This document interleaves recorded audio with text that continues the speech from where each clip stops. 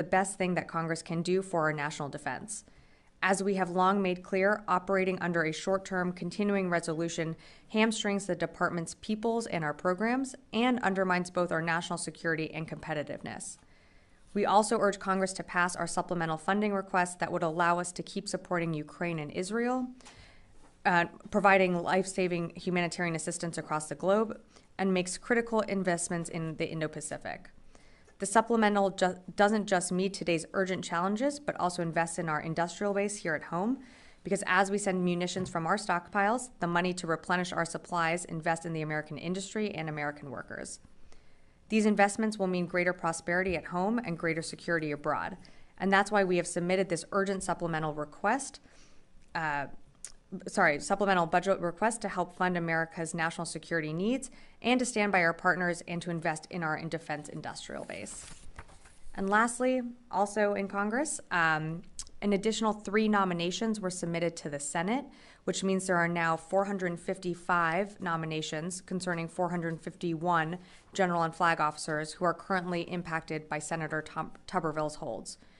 We are encouraged by the efforts in the Senate to find a way to confirm all of our qualified nominees, given that these holds, as you've heard me say many times before, have an impact to our readiness, our national security, and our military families. These holds have lasted far too long, and every day that goes by, our department and our force suffer from them. And with that, I'd be happy to take your questions. Lita. Thanks, Sabrina.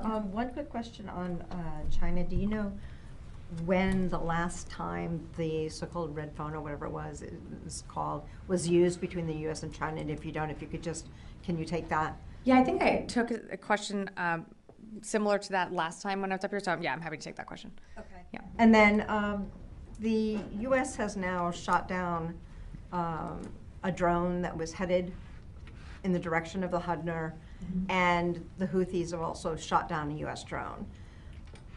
Do you believe that this drone was headed for the Hudner? Because the release says that the ship took self-defense action. Do you dispute it was headed for the Hudner? Do you think it was, or do you think it wasn't? And then, if so, at what point does the U.S. take some sort of action against the Houthis for these 2 very direct attacks on the U.S.? So I'll take your last question first. So in terms of action, as you've heard me say before, but we always reserve the right to respond at a time and place of our choosing.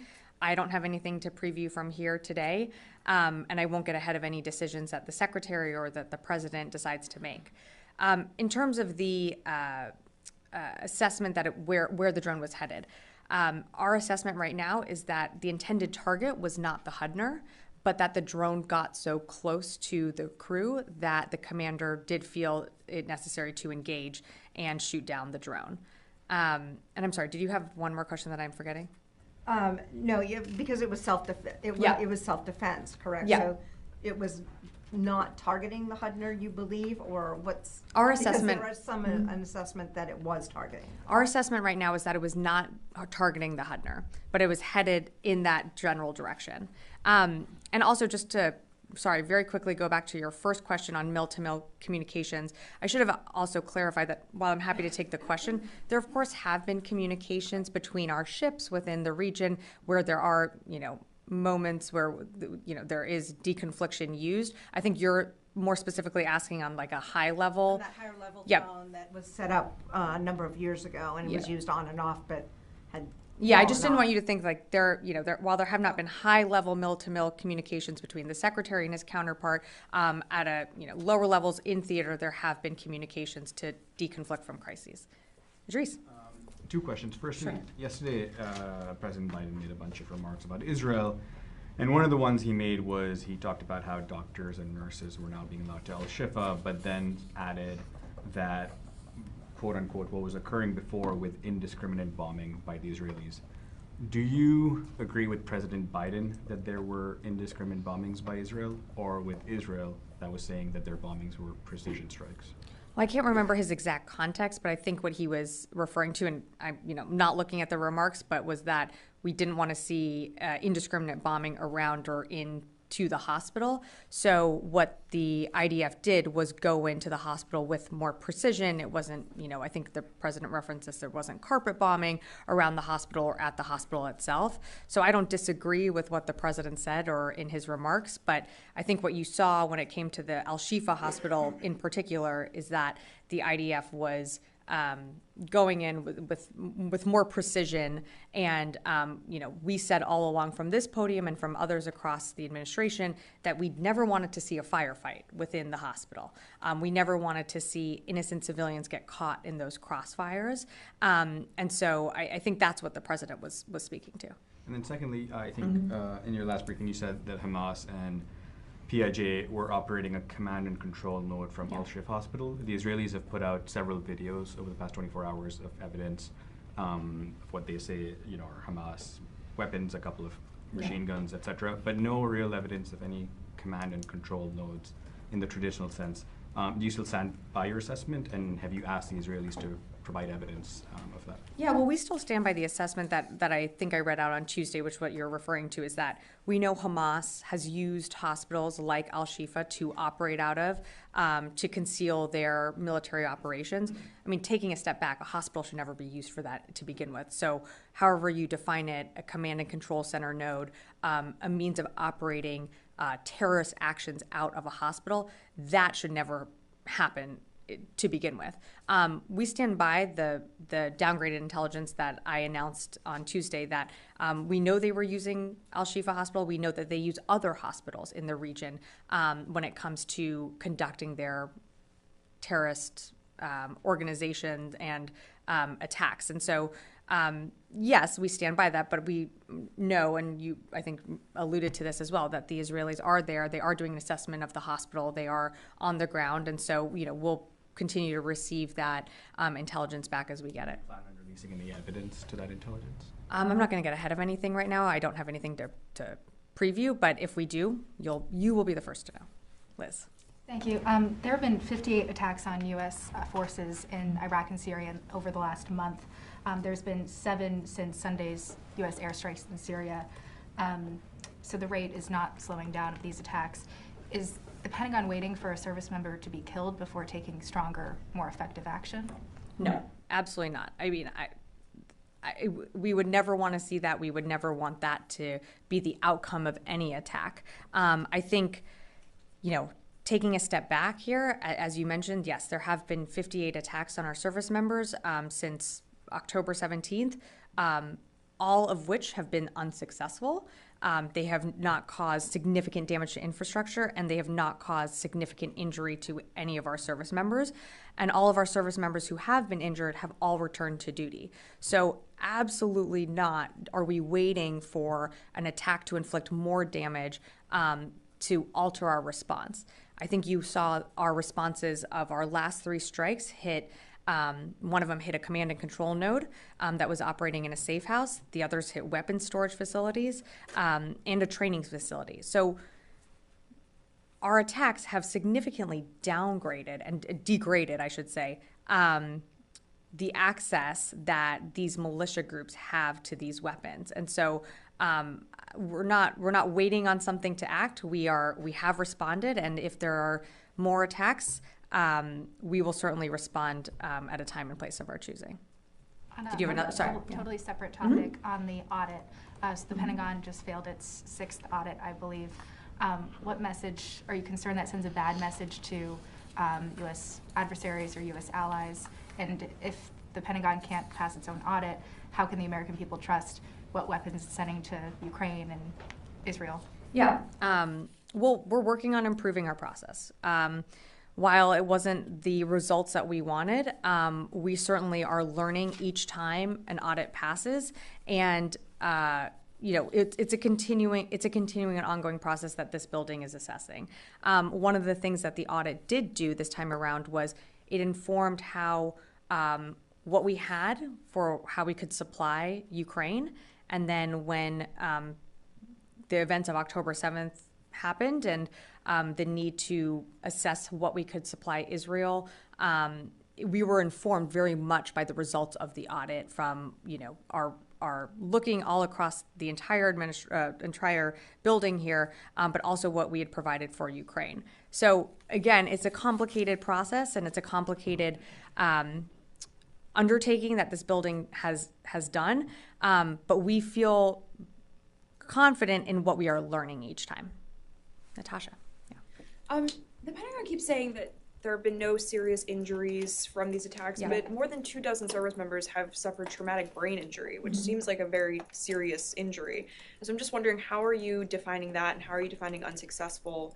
And then my second question is if you have any updates on the search and recovery efforts for the 5 special operations soldiers who died last week. Yeah. I'll take the last one first. So of course, I can't remember if I addressed this last time, but that's our thoughts and prayers are of course with the families who lost their loved ones over this last weekend in a training incident. In terms of any updates on those service members, I would refer you to the Army. They would have the latest for you. In terms of the injuries, again, I know TBI, of course, that's something that anytime one of our service members is injured, whether it's serious or not, we certainly take it seriously as a department. 2 of our service members did go to launch school for further evaluation. They were returned to duty soon after. So, of course, we take any injuries seriously, but these were not serious injuries. And I think that's important to remember.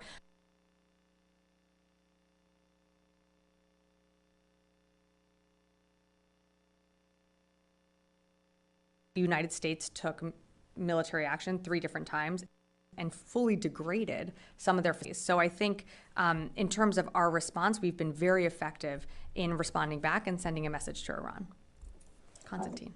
Thanks, Sabrina. On the Hudner, Sure. Can you say how close the drone got to the ship? I can't say how close it got. I don't actually know how close it got, but it got close enough to the ship that the commander felt that it needed to engage the drone. And can you say what weapon system the ship used to engage the drone? I can. Yeah. Going Tony. back to the audit, the famous failed verb, Mm-hmm. it got a I disclaimer. was surprised. Liz took your question. I felt like I knew you were coming around to this. So, I don't really care.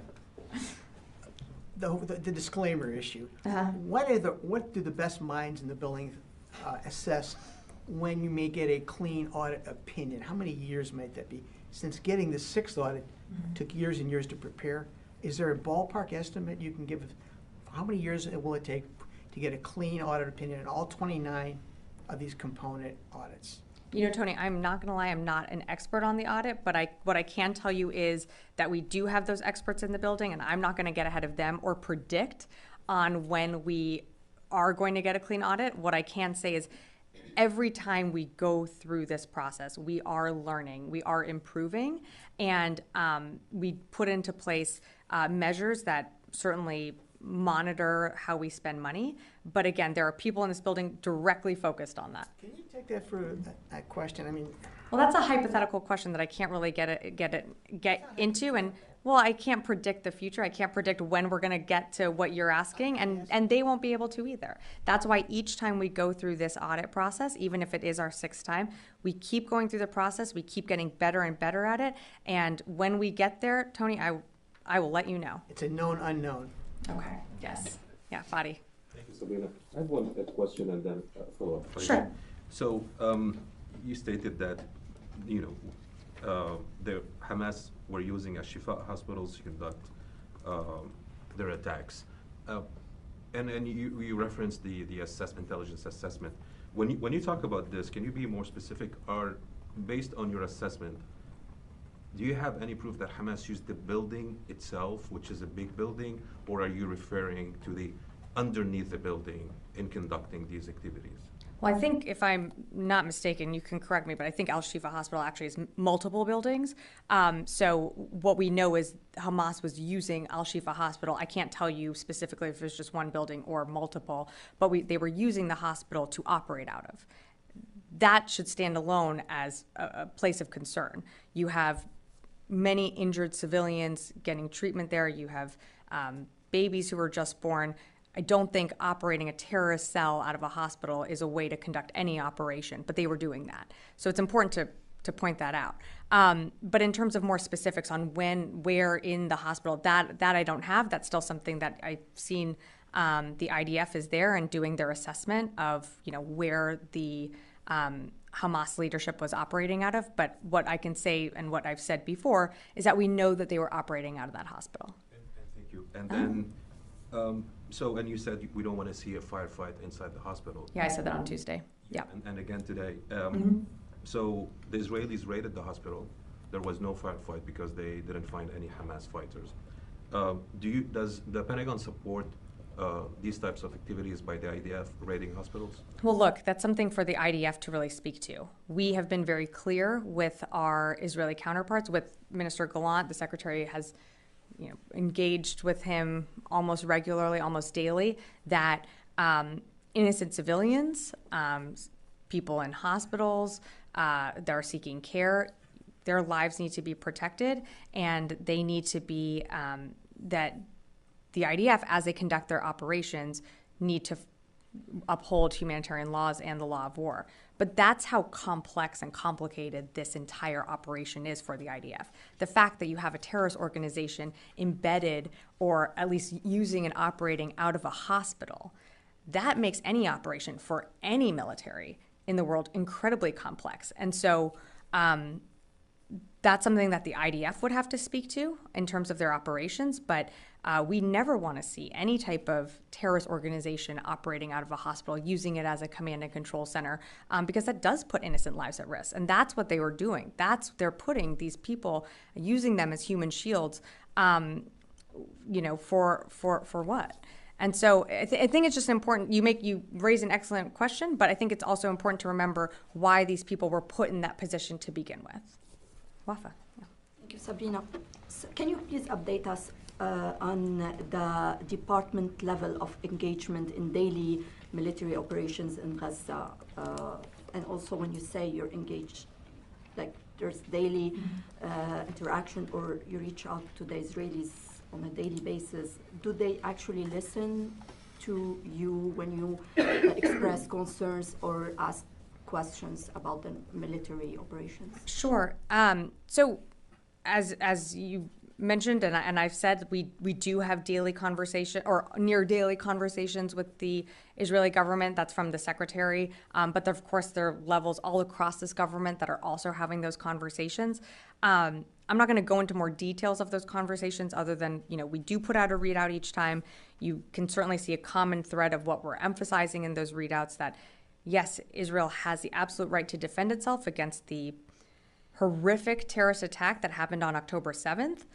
But of course, we are urging, as always, in every single call, that humanitarian laws, innocent civilians must be taken into account for any operation.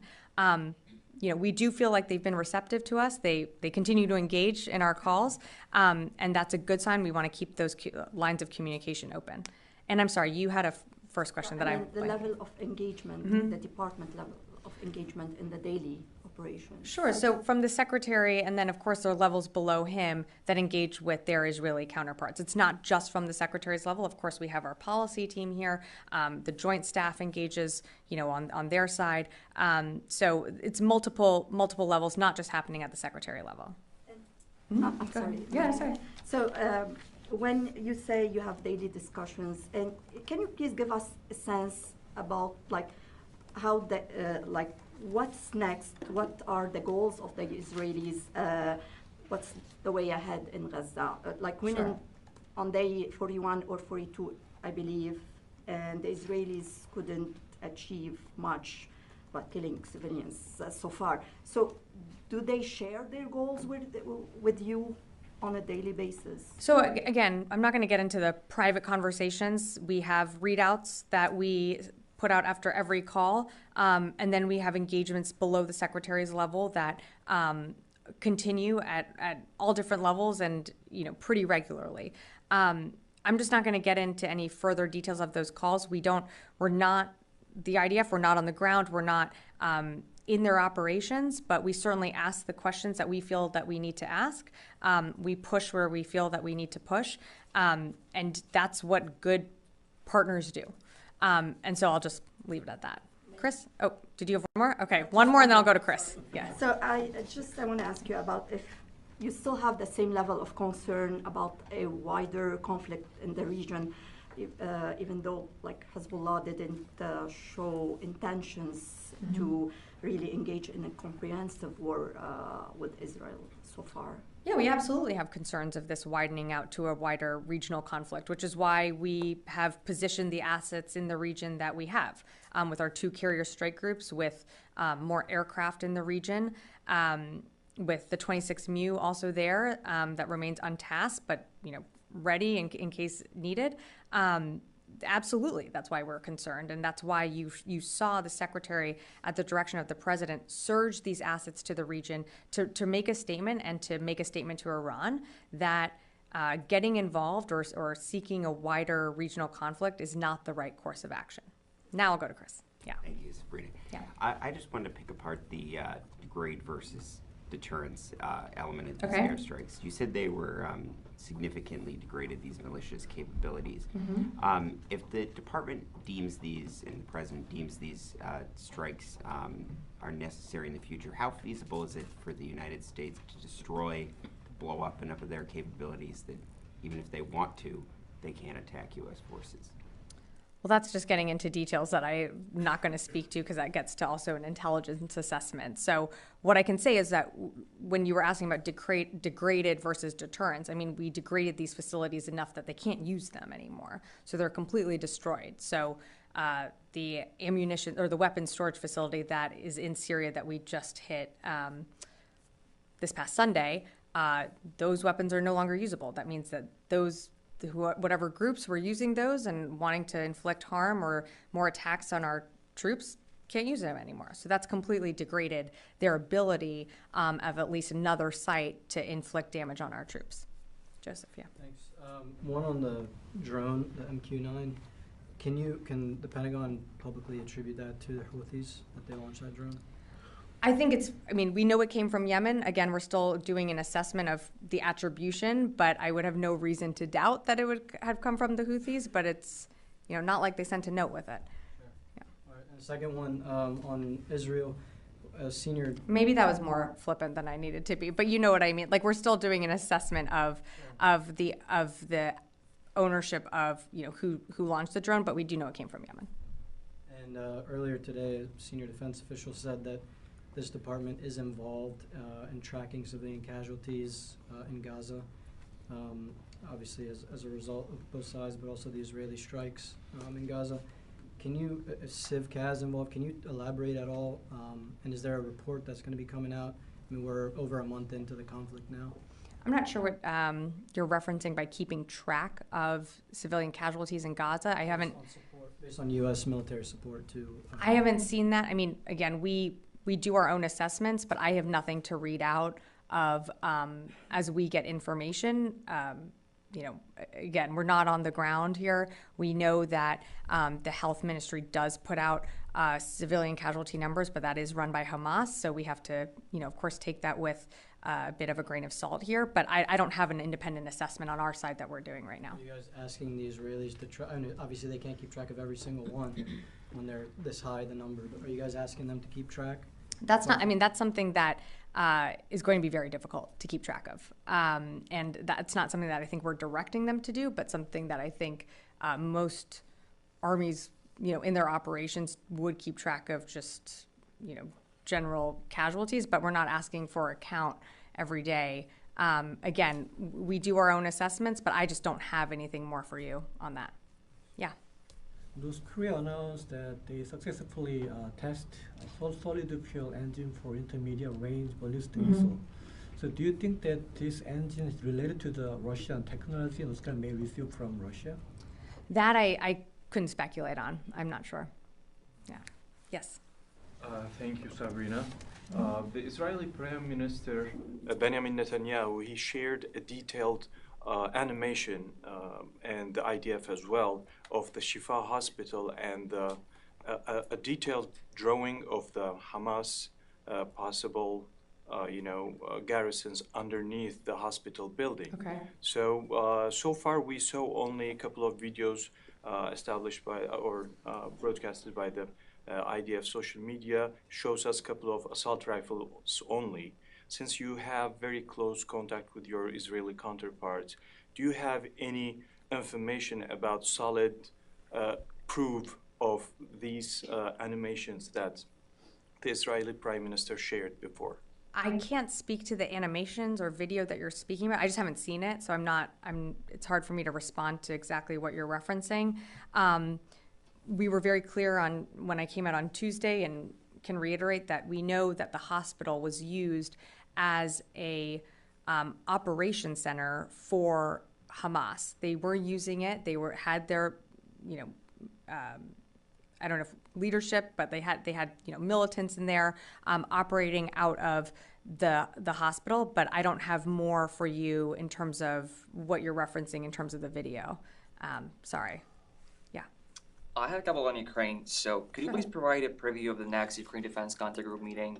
I believe it's going to be the last meeting this year, so what's the focus going to be on, and do you expect to hear any announcement about new aid packages, etc.? So I don't have an announcement yet for the next Ukraine Defense Contact Group, but you know that they meet monthly, and so I think we should expect an announcement within the next few days of when the next one will be.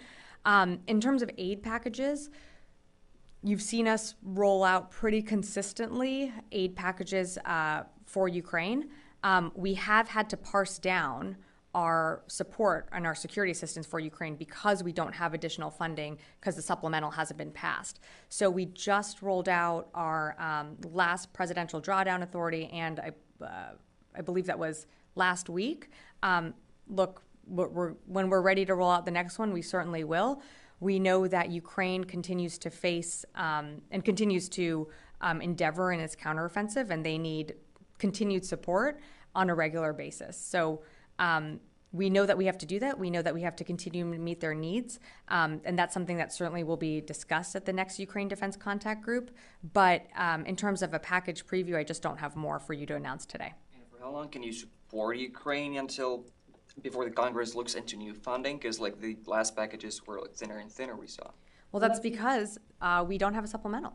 I mean, frankly, that is why we requested an emergency supplemental package to provide funding for, security assistance to Ukraine and also to backfill our own stocks.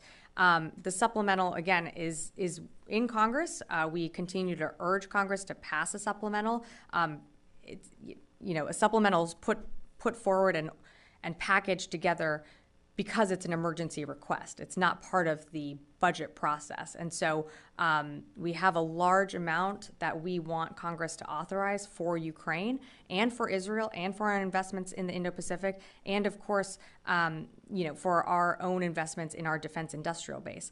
So that's something that we're going to continue to urge Congress to pass. But you're absolutely right. You have seen smaller packages because we need to parse these out.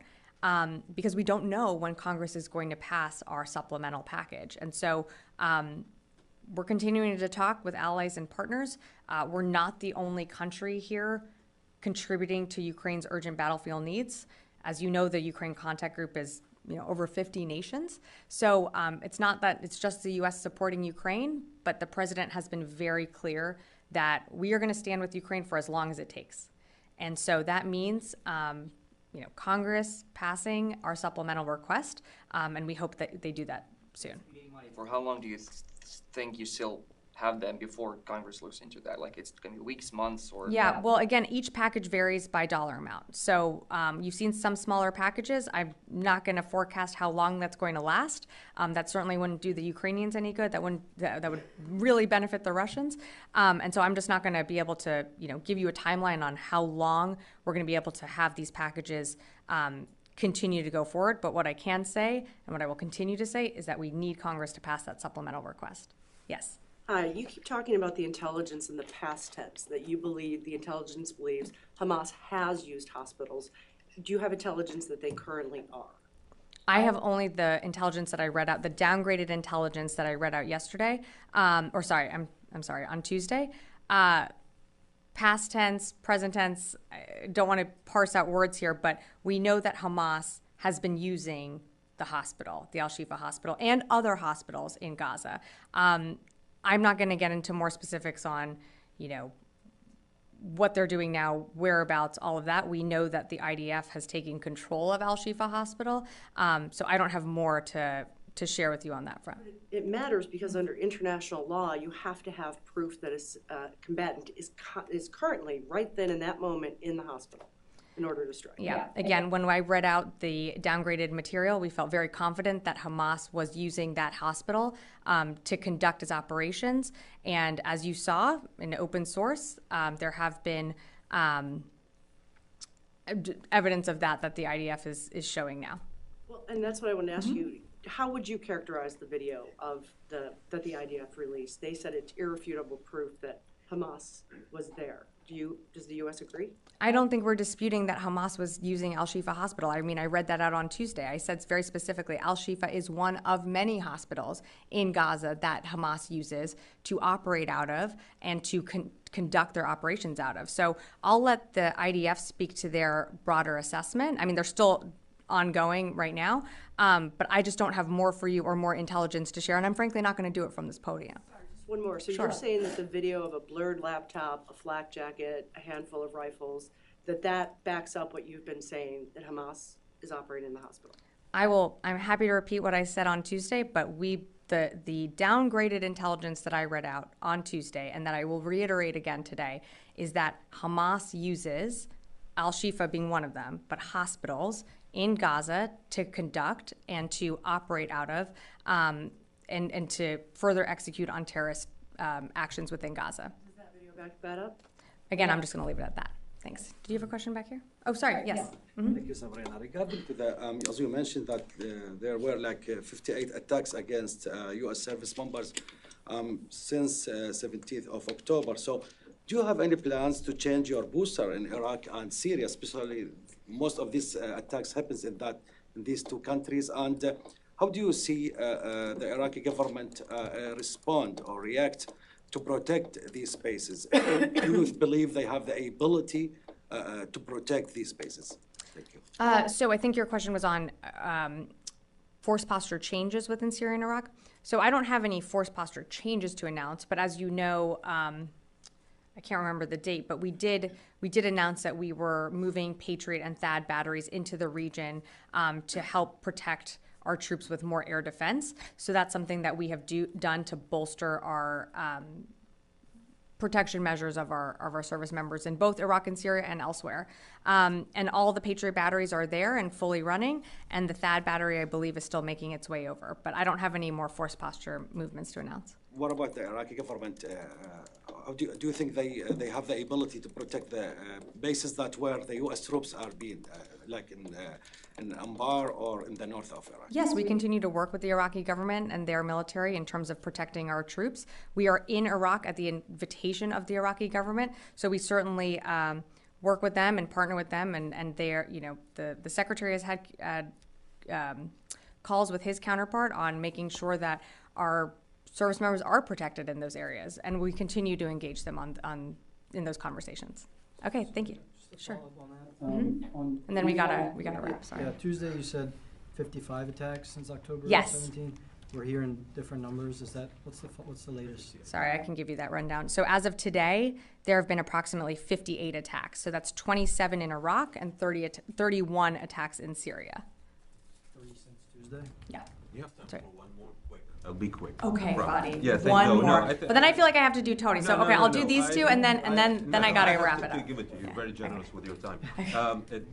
Based on the intelligence that was recently downgraded that you talked about on Tuesday, and based on any other information that is available to you, how recent did Hamas leadership use Al-Shifa Hospital? Well, that would get into further intelligence assessments that I just can't get into from here. Again, as I mentioned earlier, and I told you, we feel very confident that Hamas was using Al-Shifa and other hospitals to conduct operations out of. But just in terms of when, where, all of that, more specifics, I just can't get into those details. Did you have a question? PDA issue. Just to clarify for the record and for those watching, doesn't the Pentagon have about $4.9 billion of authority left for PDAs? They just don't have, they got like $1 billion left to replace their equipment, but you can give like $4.9 billion in PDAs going forward. Yeah, I'm not trying to minimize it. I'm just trying to tell you that yes, we do have $4.9 billion from the recalculated PDA funds that we continue to draw down of. That's what we're using. But we only have 1.1, I believe, left to restock our own inventories. And so, again, we know Ukraine is going to need more than that. Right. And so that's why we did submit that supplemental request. And a lot of that supplemental will be used also to replenish our own stocks. I just want to make the point that it's not getting cut off the aid. You got $4 billion, Yep. and only $5 billion left to play out, however long that goes. Yep, that's correct. Yeah, thank you. All right, thanks everyone.